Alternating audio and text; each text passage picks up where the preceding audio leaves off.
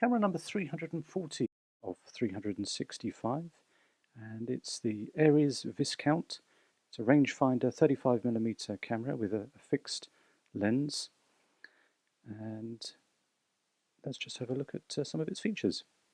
So turning to the top plate, we have our film advance and film counter just above that, our shutter actuation, we have a cold shoe and our film rewind crank. We put our film into our camera by just lifting that and putting our film into our camera. No battery is required, doesn't have a light meter. What it does have though, interestingly, is in the viewfinder here. You probably won't be able to see that, but it gives us some grid lines through our viewfinder. There's two, a golden one and a red one. The golden one's for the the lens rather, that's fitted with the camera, which is a H Corral 1.9 45mm lens. But we can add a telephoto attachment, and that's when we then turn to our red grid line in the viewfinder and use that to compose our photograph. You can see actually you can see the grid lines here on the front. That's what's reflected in the viewfinder there. It does have a split screen that you can use to when you focus, and you focus with a very nicely provided little handle here for our lens. And coming to the lens itself, and the shutter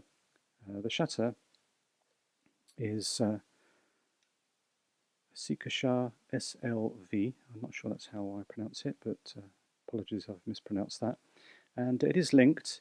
The aperture and the shutter speed can move according to the light value. So if we have a light meter and take a reading of our scene, we look at the light value, and we can then input that into our camera, which has a little window just there, and then the value can be put in, and then we can select by moving the plastic dial between the aperture and the shutter, and that will then allow us to have a synchronized value so that we can use that, and that keeps the light value. However, we can separate that. We can go our own way if we like and choose an aperture and a shutter speed of our own liking, and we do that with the, obviously that's the aperture, and then we still turn the middle dial for the shutter speed.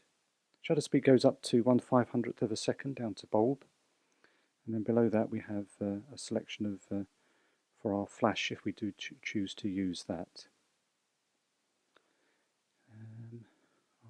On the base we have our tripod mount and our little button that releases the film advance so that we can then rewind our film back into our camera.